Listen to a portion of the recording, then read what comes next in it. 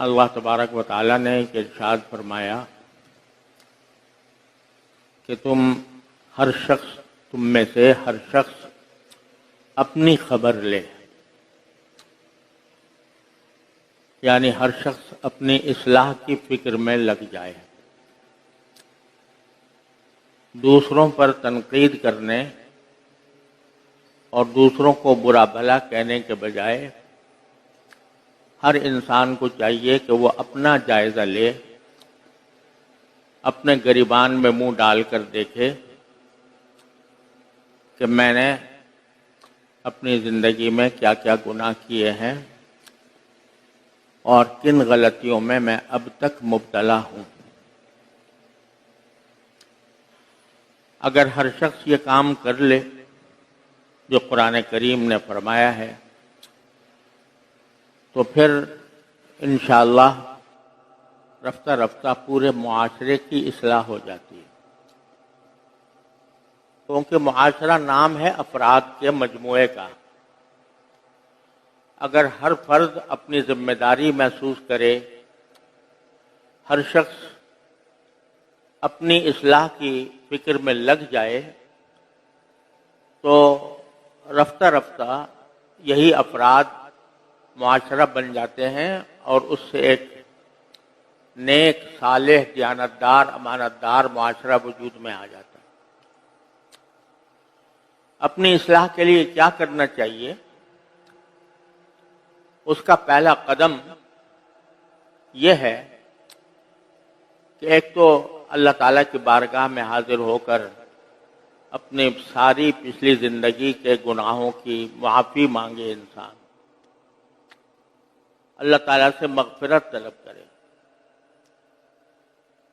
اور یہ بات ذہن میں رکھے کہ ہم جن مصائب و آلام کا شکار ہیں اس وقت، پورا ملک بلکہ پورا عالم اسلام، در حقیقت وہ ہماری اپنی بدعملی کا نتیجہ ہے۔ لہذا ہر انسان کو اللہ تبارک و تعالیٰ کی بارگاہ میں حاضر ہو کر توبہ اور استغفار کرنا چاہیے اور کرتے رہنا چاہیے، کیونکہ انہی بدعملیوں کی شامت ہے جس میں ہم گرفتار ہیں۔ تو اللہ تعالیٰ سے رجوع کر کے توبہ کریں اور ساتھ ہی اللہ تعالیٰ سے یہ مانگیں کہ اللہ ہم سے اس شامت اعمال کو دور فرمائے۔ تو اللہ تعالیٰ کی رحمت سے کبھی مایوس نہیں ہونا چاہیے، وہ ہمارے دن بدل سکتا ہے، ہمارے حالات میں انقلاب لا سکتا ہے، اگر ہم صحیح معنی میں اس کی طرف رجوع کرنے والے بن جائیں۔ تو پہلا قدم تو یہ ہے۔ دوسرا قدم جو آج کے معاشرے میں بہت ہی زیادہ اہم ہو گیا ہے وہ یہ ہے کہ دین کا ضروری علم ہر انسان کو، ہر مسلمان کو حاصل ہے۔ ہمارا دین ہمیں عبادات بھی سکھاتا ہے، ہمیں خرید و فروخت کے معاملات بھی سکھاتا ہے، ہمیں آپس میں رہنے اور ملنے جلنے کے آداب بھی سکھاتا ہے، ہمیں اخلاق کو درست کرنے کے طریقے بھی بتاتا ہے۔ تو انسان کو ان تمام شعبوں میں دین کا صحیح علم حاصل ہونا چاہیے۔ صحیح علم ہونے کے معنی یہ نہیں ہے کہ ہر شخص پورا عالم بنے اور کسی مدرسے میں داخل ہو کر 8 سال تک درس نظامی کی تعلیم حاصل کرے۔ یہ تو ہر انسان کے ذمے فرض عین نہیں ہے، فرض کفایہ ہے کہ کچھ لوگ اگر عالم بن جائیں تو پھر پورے معاشرے کی طرف سے فریضہ ادا ہو جاتا ہے۔ لیکن علم کا ایک حصہ وہ ہے جو فرض عین ہے، ہر انسان کے ذمے فرض ہے کہ وہ اتنا دین کا علم حاصل کرے جس کے ذریعے وہ ایک مسلمان کی زندگی گزار سکے. اس میں عبادات کا علم بھی، معاملات کا بھی، معاشرت کا بھی، اخلاق کا بھی. لیکن افسوس یہ ہے کہ سوائے ان لوگوں کے جو کسی مدرسے میں تعلیم پا رہے ہیں یا کسی بزرگ کے ساتھ ان کی نسبت ہے یا تبلیغی جماعت سے وابستہ ہیں، ان کے سوا کسی کو بھی دین کی ضروری معلومات حاصل کرنے کی فکر ہی نہیں. صبح سے لے کر شام تک کی زندگی صرف اپنے دنیاوی مفادات حاصل کرنے میں خرچ ہو رہی ہے، اور اس بات کا کوئی اندیشہ نہیں ہے کہ میں دین سے کتنا دور ہوتا جا رہا ہوں. بڑی بڑی درسگاہیں بنی ہوئی ہیں اسکولوں اور کالجوں یونیورسٹیوں کی شکل میں، جس میں سب کچھ پڑھایا جاتا ہے جیسا بھی پڑھایا جاتا ہے، لیکن دین کی بنیادی معلومات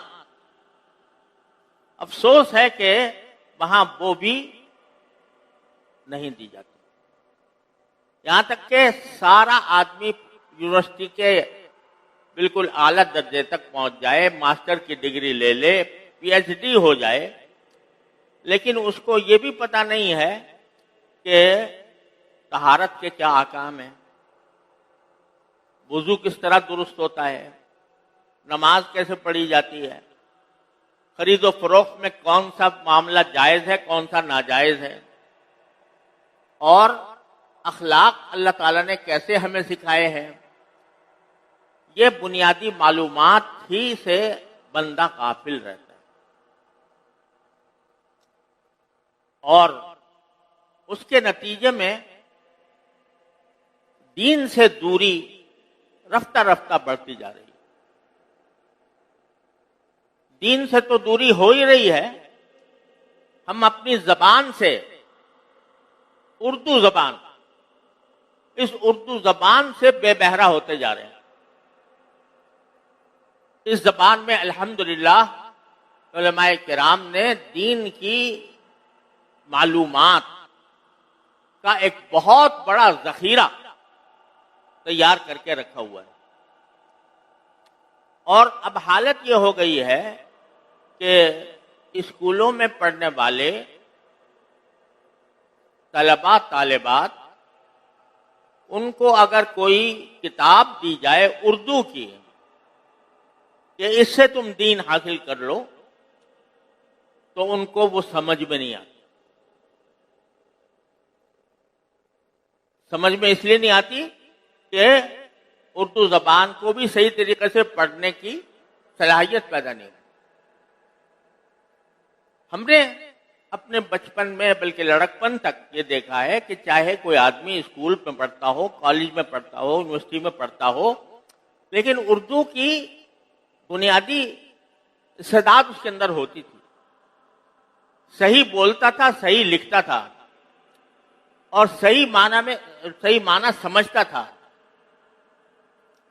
لیکن اب حالت ایسی ہو گئی ہے کہ صحیح لکھنا نہیں آتا، چند سطریں اردو میں لکھنا نہیں آتا، چند سطریں صحیح پڑھنی نہیں آتی اردو میں.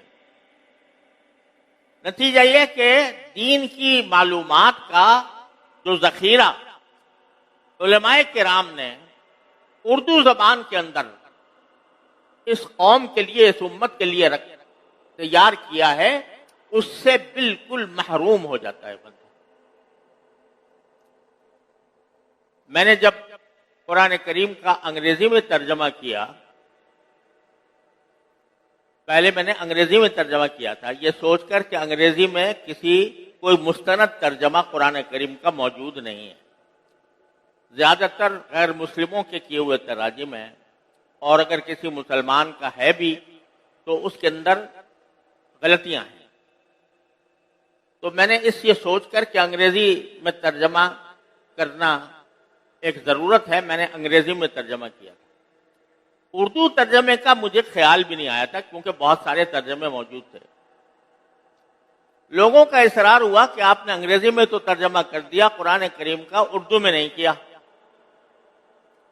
تو میں نے کہا بھائی اردو میں کرنے کی کیا ضرورت ہے، اتنے بڑے بڑے علماء کے تراجم موجود ہیں، ہر طرح کے تراجم ہیں، حضرت شاہ رفیع الدین صاحب کا ترجمہ، حضرت شاہ عبد القادر صاحب کا ترجمہ، حضرت شیخ الہند کا ترجمہ، حضرت حکیم محمد مولانا اشرف علی صاحب تھانوی کا ترجمہ، حضرت مولانا فتح احمد جالندری کا ترجمہ، بے شمار ترجمے موجود ہیں۔